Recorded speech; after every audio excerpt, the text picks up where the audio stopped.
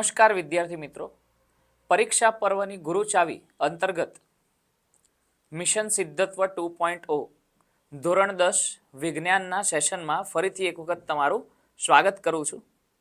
આજે આપણે chapter 4 carbon અને તેના સંયોજનો વિશે અભ્યાસ કરવાના છીએ। ચેપ્ટર નંબર 4 કુલ ગુણભાર છે એનો 6, જેમાંથી બે પ્રશ્ન વિભાગ એ ની અંદર એક માર્ક્સમાં આવી શકે છે બોર્ડની બ્લુપ્રિન્ટ મુજબ, અને 4 માર્ક્સનો એક પ્રશ્ન સેક્શન ડી ની અંદર આપણને અહીંયા આગળ જોવા મળવાનો છે। હવે આપણે સૌ જાણીએ છીએ કે કાર્બન જે છે તે સહસંયોજક બંધ બનાવે છે। કાર્બનની ઇલેક્ટ્રોનની રચના કે કક્ષાની અંદર 2 ઇલેક્ટ્રોન હાજર હોય છે અને એલ કક્ષાની અંદર 4 ઇલેક્ટ્રોન હાજર છે। આમ આપણે કહી શકીએ કે ભાઈ કાર્બનને જો પોતાનું અષ્ટક પૂર્ણ કરવું હોય તો તેને અહીંયા આગળ 4 ઇલેક્ટ્રોન જે છે એ જરૂરી છે। જરૂરી 4 ઇલેક્ટ્રોન સહસંયોજક બંધ બનાવીને તે પૂર્ણ કરે છે, અષ્ટક રચના પૂર્ણ કરે છે। હવે સહસંયોજક બંધ કોને કહેવાય? તો અલગ અલગ તત્વના પરમાણુઓ જ્યારે ઇલેક્ટ્રોનની ભાગીદારી કરીને પોતાનું અષ્ટક પૂર્ણ કરતા હોય તો તેમની વચ્ચે સહસંયોજક બંધ નિર્માણ પામેલો છે તેમ આપણે કહી શકીએ છીએ। કેટલાક અન્ય સંયોજનો અહીંયા આગળ સૌપ્રથમ જોઈ લઈએ, ત્યારબાદ કાર્બનનું એક સંયોજન જોઈશું। હવે સહસંયોજક બંધમાં આપણે વાત કરીએ સૌથી પહેલા H2 અણુની, કે જેના અંદર 2 હાઇડ્રોજનના જે પરમાણુ છે તે એક ઇલેક્ટ્રોનની ભાગીદારી કરીને એકબીજા સાથે જોડાય છે। હાઇડ્રોજન હાઇડ્રોજન વચ્ચે એકલ સહસંયોજક બંધ અહીંયા આગળ નિર્માણ પામે છે। તો આપણે કહી શકીએ કે H2 અણુનું ઇલેક્ટ્રોન બિંદુ નિરૂપણ છે। અહીંયા આગળ ઓક્સિજનના 2 પરમાણુઓ, હવે ઓક્સિજનની બાહ્યતમ કક્ષામાં કેટલા ઇલેક્ટ્રોન હોય છે?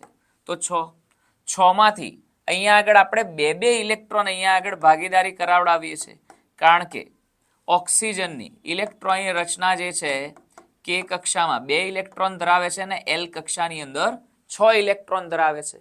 તો તેણે અષ્ટક પૂર્ણ કરવા માટે 2 ઇલેક્ટ્રોનની ભાગીદારી કરવાની જરૂર છે। તો આમાં ઓક્સિજનના જે 2 પરમાણુઓ છે તે 2 ઇલેક્ટ્રોનની ભાગીદારી કરીને દ્વિબંધ બનાવે છે।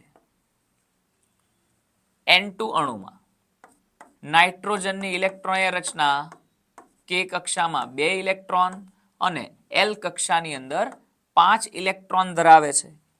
અહીંયા આગળ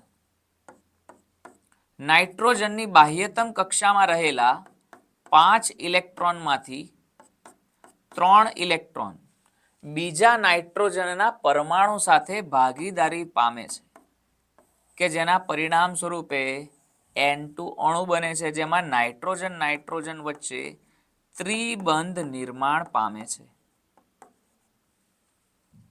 હવે ત્યારબાદ સામાન્ય એક સંયોજન કાર્બનનું જોઈએ। તમને પ્રશ્ન પૂછવામાં આવે કે કાર્બનનું સૌથી સામાન્ય સંયોજન કયું છે? તો આપણે વિદ્યાર્થી મિત્રો અહીંયા આગળ કહી શકીએ મિથેન, CH4।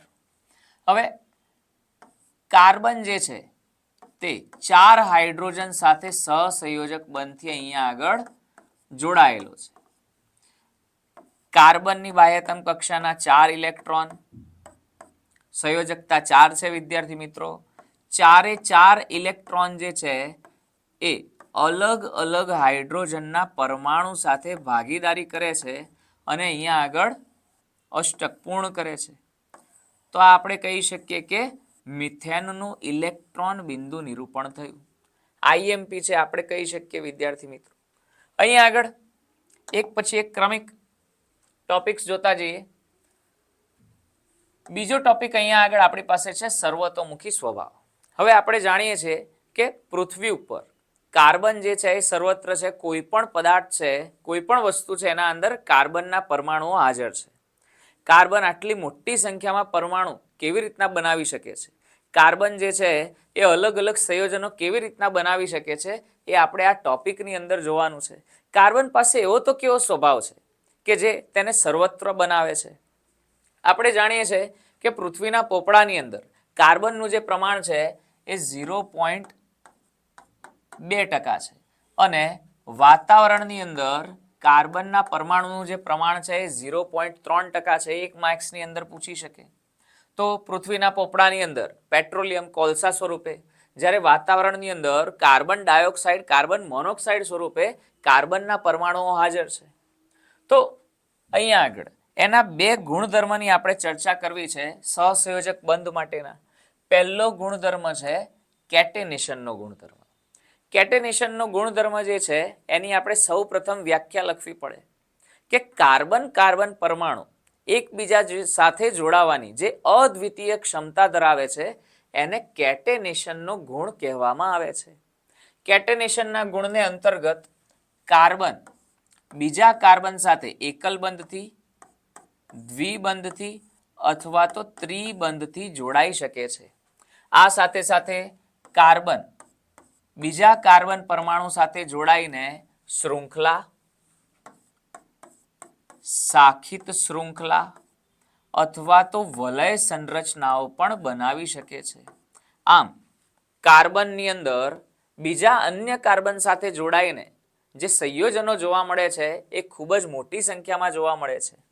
બીજું અહીંયા આગળ આપણે વાત કરીએ સ્વભાવ છે ચતુસંયોજકતા, કે કાર્બનની 4 સંયોજકતા જે છે તે ખાલી કાર્બન સાથે જ જોડાઈને પૂર્ણ નથી થતી, એની સાથે સાથે હાઇડ્રોજન છે, ઓક્સિજન છે, બીજા હેલોજન તત્વો છે, એની સાથે સાથે આપણે નાઇટ્રોજનને લઈ શકીએ, સલ્ફરને લઈ શકીએ.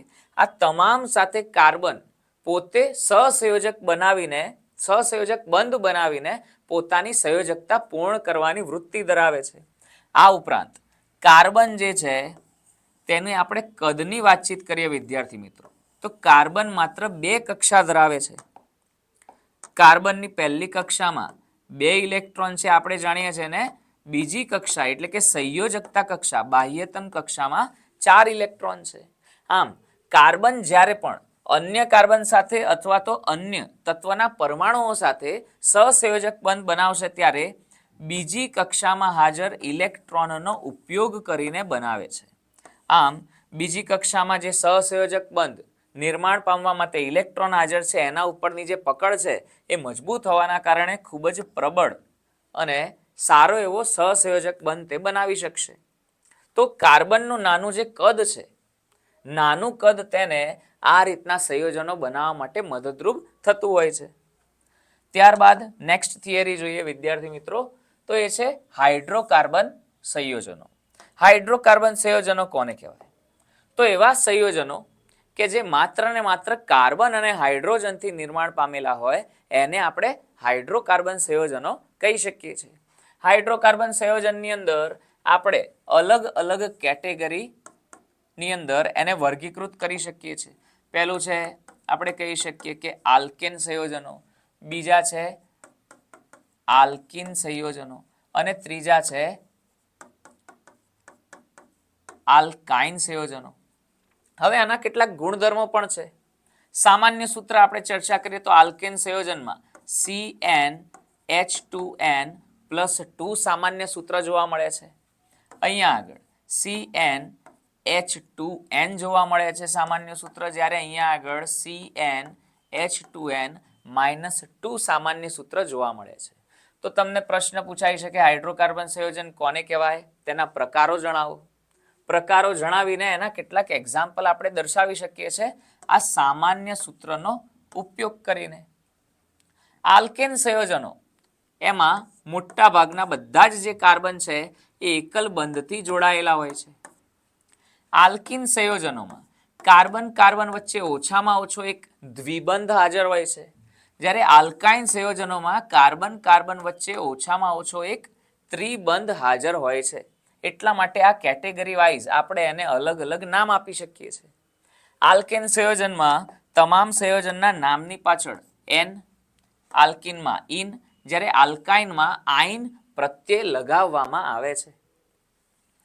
આપણે વાતચીત કરીએ આલ્કીન અને આલ્કાઇન સંયોજનની, તો એના અંદર કાર્બન કાર્બન વચ્ચે દ્વિબંધ અથવા તો ત્રિબંધ હાજર હોવાના કારણે આપણે કહી શકીએ કે તે બંને અસંતૃપ્ત હાઇડ્રોકાર્બન સંયોજનો છે. જ્યારે એકલ બંધ ધરાવતા આલ્કેન સંયોજનો કેવા સંયોજનો કહેવાશે? સંતૃપ્ત સંયોજનો કહેવાશે. ક્લિયર? તો આપણે એના વિશે વધારે વિશેષ વિચારીને લખી શકીએ છીએ. ઝીણા ઝીણા ટોપિક એના અંદર એટઅપ કરતા જાઓ તો આપણે કહી શકીએ કે લેન્ધી આન્સર આપણે બનાવીને લખી શકીએ. એના પછીનો ટોપિક છે બંધારણીય સમઘટકો. બંધારણીય સમઘટકો કોને કહેવાય? તો એવા આપણે કહી શકીએ બંધારણો કે જેના અણુ સૂત્રો આણ્વીય સૂત્ર કેવા હોય? સમાન હોય, પરંતુ જેના બંધારણ જુદા જુદા હોય. બોર્ડની એક્ઝામમાં પૂછાઈ ગયેલો ક્વેશ્ચન છે.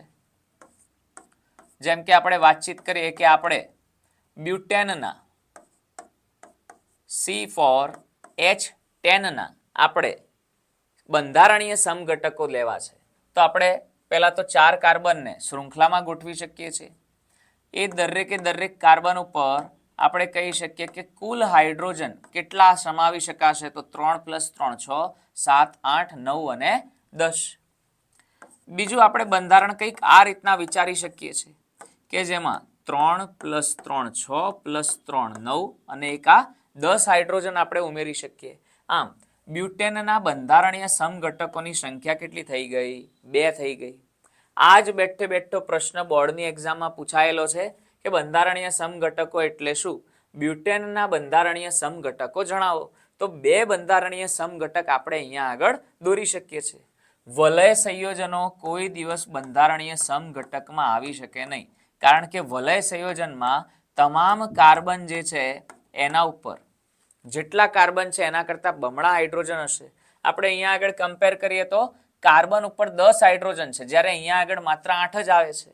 તો આ જે વલય સંયોજનો છે એ સાયક્લો સંયોજનો કહેવાય વિદ્યાર્થી મિત્રો. એનો કોઈ દિવસ બંધારણીય સમઘટકમાં સમાવેશ થાય નહીં. નેક્સ્ટ, વિષમ પરમાણુ અને ક્રિયાશીલ સમૂહ. વિષમ પરમાણુ ક્રિયાશીલ સમૂહ સૌથી પહેલા તો કહેવાય કોને? આપણી પાસે કોઈ પણ એક સંયોજન આલ્કેન, આલ્કીન અથવા તો આલ્કાઇન સંયોજનનું આપેલું હોય. હવે વિષમ પરમાણુ એટલે એક એવો પરમાણુ કે જે કોઈ પણ કાર્બનિક સંયોજનમાં હાજર હાઇડ્રોજનનું વિસ્થાપન કરે છે અને પોતે ત્યાં આગળ જોડાઈ જાય છે. તો એને આપણે વિષમ પરમાણુ કહી શકીએ. બીજી વસ્તુ છે ક્રિયાશીલ સમૂહ. કોઈ પણ કાર્બનિક સંયોજનમાં હાજર હાઇડ્રોજનનું વિસ્થાપન જ્યારે અલગ અલગ તત્વના પરમાણુઓના સમૂહ દ્વારા થતું હોય છે ત્યારે આપણે એને ક્રિયાશીલ સમૂહ કહેતા હોઈએ છીએ. તો આપણા સિલેબસમાં જેટલા પણ ક્રિયાશીલ સમૂહ અને વિષમ પરમાણુ છે અહીંયા આગળ આપણે દર્શાવેલા છે. હવે આના ઉપરથી વિદ્યાર્થી મિત્રો નામકરણનો એક ટોપિક આપણને પૂછી શકે છે કે ભાઈ IUPAC નામકરણ કરો. IUPAC નું ફૂલ ફોર્મ 1 માર્ક્સ માટે આવડવું જોઈએ, સેક્શન A માં આવી શકે એમ છે. International union of pure and applied chemistry. IUPAC નામકરણ અહીંયા આગળ આપણે થોડાક સંયોજનોનું દર્શાવીએ. પહેલું સંયોજન હું અહીંયા આગળ લઉં છું 4 કાર્બન વાળું કે જેના ઉપર અહીંયા આગળ Cl હાજર છે. હવે આ દરેક અન્ય જગ્યાએ તમારે હાઇડ્રોજન વિચાર લેવાના વિદ્યાર્થી મિત્રો. અહીંયા આગળ પહેલો નિયમ છે કે આપણે સૌપ્રથમ લાંબામાં લાંબી કાર્બન શૃંખલા પસંદ કરવી જોઈએ. તો આ આપણી લાંબામાં લાંબી કાર્બન શૃંખલા થઈ કે જેના અંદર 4 કાર્બન હાજર છે. 4 કાર્બનના હિસાબથી એનું નામ શું થઈ જશે? બ્યુટેન. કારણ કે બધા જ કાર્બન વચ્ચે એકલ બંધ છે. અહીંયા આગળ આપણે જોઈ શકીએ છીએ કે Cl એટલે કે આપણો ક્લોરો હાજર છે, વિષમ પરમાણુ Cl હાજર છે. કયા નંબરના કાર્બન ઉપર હાજર છે એ પણ અહીંયા આગળ બીજા સ્ટેપની અંદર આપણે જોવું પડે. તો અહીંયા આગળ આપણે જોઈએ તો પહેલો, બીજો અને ત્રીજો. જ્યારે આ બાજુથી આપણે ચેક કરીએ તો બીજા નંબરના કાર્બન ઉપર Cl છે. આપણે નાનો નંબર આવે એ બાજુથી નંબર કાર્બનને આપવા પડે. તો આ બાજુથી આપણે નંબર આપીએ છીએ તો બીજા નંબરના કાર્બન ઉપર Cl સંકળાયેલો છે. તો નામ કંઈક આ રીતના થશે 2-ક્લોરોબ્યુટેન. સેમ આ જ રીતના જો કોઈ ક્રિયાશીલ સમૂહની વાતચીત કરવામાં આવે, જેમ કે અહીંયા આગળ હું લઈ લઉં OH આલ્કોહોલ ક્રિયાશીલ સમૂહ. ફરીથી લાંબામાં લાંબી કાર્બનની શૃંખલામાં કેટલા કાર્બન છે? તો 4 કાર્બન છે. બ્યુટેન નામ થશે. અહીંયા આગળ પૂર્વર્ગ અને પ્રત્યય આપણને ખ્યાલ જ છે વિદ્યાર્થી મિત્રો, આલ્કોહોલ માટે OH ક્રિયાશીલ સમૂહ માટે ઓલ પ્રત્યય લગાવવો પડે છે. તો અહીંયા આગળ 4 કાર્બન, આ બાજુથી જોઈએ તો બીજા નંબરના કાર્બન ઉપર આલ્કોહોલ છે, તો નામ શું થશે? 2-બ્યુટેનોલ. તો અલગ અલગ આપણે વર્ષ દરમિયાન જેટલા પણ IUPAC શીખ્યા છે એની એક વખત પ્રેક્ટિસ કરવી. આપણને 4 માર્ક્સના પ્રશ્નની અંદર પેટા પ્રશ્ન સ્વરૂપે કોઈ પણ ઇલેક્ટ્રોન બિંદુ નિરૂપણ, IUPAC નામકરણ, અલગ અલગ પ્રશ્નો પૂછાઈ શકે છે. ત્યારબાદ નેક્સ્ટ ક્વેશ્ચન છે, ટોપિક છે અગત્યના સંયોજનો. અગત્યના સંયોજનોની અંદર આપણને અહીંયા આગળ ઇથેનોલ આપેલું છે. ઇથેનોલ આપણને ખબર છે કે એના અલગ અલગ ભૌતિક ગુણધર્મો આપણે જોઈ ચૂક્યા છે. આપણે ઇથેનોલનો કહી શકીએ કે ખૂબ જ સારો દ્રાવક છે અને એના પરિણામ સ્વરૂપે દવાઓ બનાવવાની અંદર એનો પૂર્ણ સ્વરૂપે ઉપયોગ કરે છે. જેટલી પણ સિરપ્સ આવે છે વિદ્યાર્થી મિત્રો, એમાં દરેકની અંદર સક્રિય ઘટક સ્વરૂપે ઇથેનોલ હાજર હોય છે. પાણીમાં દ્રાવ્ય છે એટલા માટે કેટલાક લોકો તેનો પીણા સ્વરૂપે પણ ઉપયોગ કરતા હોય છે. તેના ગલન બિંદુ, ઉત્કલન બિંદુ વગેરે વગેરે એક વખત તમે નજર લગાવી લેજો. ઇથેનોલનું આપણે કહી શકીએ છીએ ઇલેક્ટ્રોન બિંદુ નિરૂપણ પણ અગત્યનું છે. એક વખત એ પણ તમારે ધ્યાન લઈ લેવાની જરૂર છે. એક વખત એ પણ તમે રિવાઇઝ કરજો. ઇથેનોલના રાસાયણિક ગુણધર્મોની ચર્ચા કરીએ.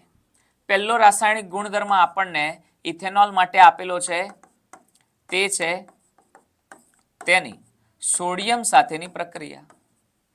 સોડિયમ સાથે થતી પ્રક્રિયાના અંતર્ગત ઇથેનોલના અંદરથી સોડિયમ ઇથોક્સાઇડ નિર્માણ પામે છે અને અહીંયા આગળ આપણે કહી શકીએ કે H2 છૂટો પડે છે. 1 માર્ક્સ માટે અણુસૂત્ર નામ IMP છે એટલા માટે રાસાયણિક પ્રક્રિયાઓને કવર કરી છે વિડીયોમાં. અહીંયા આગળ બીજી પ્રક્રિયા છે નિર્જળીકરણની પ્રક્રિયા, કે જેના અંદર આપણે કહી શકીએ કે 443 કેલ્વિન તાપમાને સાંદ્ર H2SO4 ની હાજરીમાં અહીંયા આગળ પ્રક્રિયા થતા ઇથેનોલમાંથી ઇથિન બનાવી શકાય છે અને પાણી દૂર થાય છે. અહીંયા આગળ કેમ કે અહીંયા આગળ પાણીનો અણુ દૂર થઈ રહ્યો છે વિદ્યાર્થી મિત્રો, આપણો આ જે સાંદ્ર H2SO4 છે એને આપણે સુકવણીકરણ કરતા અથવા તો નિર્જળીકરણ કરતા સ્વરૂપે ઓળખી શકીએ છીએ. 1 માર્ક્સમાં પૂછાઈ શકે છે. એના પછી અગત્યનું સંયોજન બીજું આપણી પાસે છે ઇથેનોઇક એસિડ. બીજું નામ છે એસિટિક એસિડ. આપણે કહી શકીએ કે 290 કેલ્વિન એનું ગલન બિંદુ હોવાના કારણે શિયાળાની સિઝનમાં તે થીજી જાય છે એટલા માટે એને ગ્લેશિયલ એસિટિક એસિડ પણ કહી શકીએ છીએ. આપણે એનો પ્રિઝર્વેટિવ તરીકે અથાણાની અંદર વગેરેની અંદર વિનેગાર સ્વરૂપે ઉપયોગ કરતા હોઈએ છીએ. એની કેટલીક રાસાયણિક પ્રક્રિયાઓ જોઈ લઈએ. પહેલી રાસાયણિક પ્રક્રિયા મોસ્ટ IMP છે એસ્ટરીકરણ, એસ્ટરીફિકેશન. એના અંદર આપણે સૌપ્રથમ ઇથેનોઇક એસિડ જે છે તે લેવો છે અને ઇથેનોઇક એસિડના અંદર આપણે ઇથેનોલ અહીંયા આગળ ઉમેરવો છે. આ બંનેને આપણે જળ ઉષ્મકની અંદર ગરમ કરવાના છે. થોડુંક એસિડનું પ્રમાણ અહીંયા આગળ હાજર છે. અહીંયા આગળ પ્રક્રિયા દરમિયાન આપણે જોઈ શકીએ છીએ કે ઇથેનોઇક એસિડના ઉપર હાજર જે આ OH છે તે અને ઇથેનોલમાં હાજર જે H છે તે છૂટા પડે છે અને આપણને અહીંયા આગળ પ્રક્રિયા દરમિયાન એસ્ટરનું નિર્માણ કરીને આપે છે. તો અહીંયા આગળ CH3CH2 COO આપણે માત્ર અણુસૂત્ર મિક્સ કરવાના છે વિદ્યાર્થી મિત્રો. અણુસૂત્રમાં કન્ફ્યુઝ ન થતા. આપણે અહીંયા આગળથી શરૂઆત કરીએ તો કોઈ પણ જાતનું કન્ફ્યુઝન નહીં થાય. જેમ કે અહીંયા આગળ CH3 છે તો CH3CO અને ત્યારબાદ અહીંયાથી કન્ટિન્યુ કરશું ઊંધું OCH2CH3 પ્લસ અહીંયા આગળ OH અને H જોડાઈને શું બનાવશે તો H2O. તો આપણો શું થઈ ગયો એસ્ટર. એસ્ટર એક મીઠી વાસ ધરાવતો પદાર્થ છે. એનો સ્વાદવર્ધક તરીકે, ગંધવર્ધક તરીકે ઉપયોગ કરવામાં આવે છે. જેટલા પણ ડિઓડ્રન્ટ, સ્પ્રેસ છે, અત્તર છે, સાબુની બનાવટમાં કેમ કે સુગંધિત સાબુ હોય છે વગેરેની અંદર આ એસ્ટરનો ઉપયોગ થાય છે. એસ્ટરની પ્રક્રિયા જો NaOH સાથે કરવામાં આવે, બેઝ સાથે, આલ્કલી સાથે, તો તે પુનઃ આપણને આલ્કોહોલ ઉત્પન્ન કરીને આપે છે, ઇથેનોલ ઉત્પન્ન કરીને આપે છે. એની સાથે સાથે સોડિયમ નો ક્ષાર અહીંયા આગળ ઉત્પન્ન થાય છે, CH3COONA. બીજી પ્રક્રિયા અહીંયા આગળ છે આપણી પાસે. આ પહેલી પ્રક્રિયા હતી, મોસ્ટ IMP છે, બોર્ડની એક્ઝામની અંદર પૂછાઈ ગયેલી છે. 4 માર્ક્સના ક્વેશ્ચનની અંદર, પેટા પ્રશ્નની અંદર પૂછાય. ક્લિયર? બીજી પ્રક્રિયા ઇથેનોઇક એસિડની છે, CH3COOH ની બેઝ સાથે થતી પ્રક્રિયા. એસિડ બેઝની પ્રક્રિયા ચેપ્ટર નંબર 2 આપણે જાણીએ છીએ કે ક્ષાર CH3COONA સોડિયમ એસિટેટ પ્લસ પાણી ઉત્પન્ન થવાનું છે. ત્રીજી પ્રક્રિયા CH3COOH ઇથેનોઇક એસિડની ધાતુના કાર્બોનેટ અથવા તો ધાતુના બાયકાર્બોનેટ હાઇડ્રોજન કાર્બોનેટ સાથે થાય, 3 નિપજ મળે, CO2 H2O અને ફરીથી આપણો ક્ષાર CH3COONA. તો 3 પ્રક્રિયા છે રાસાયણિક, એમાંથી પહેલી મોસ્ટ IMP છે. ત્યારબાદ નેક્સ્ટ આપણી પાસે છે સાબુ અને પ્રક્ષાલક.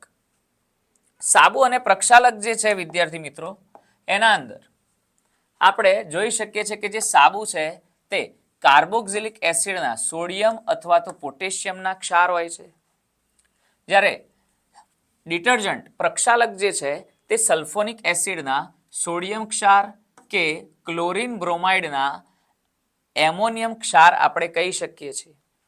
હવે સાબુનો એક અણુ અહીંયા આગળ આપણે દર્શાવીએ, ક્રિયાવિધિ આપણે જોઈ લઈએ. સાબુનો આ જે એક અણુ છે તેના 2 છેડા હોય છે વિદ્યાર્થી મિત્રો, શીર્ષ અને પૂંછડી.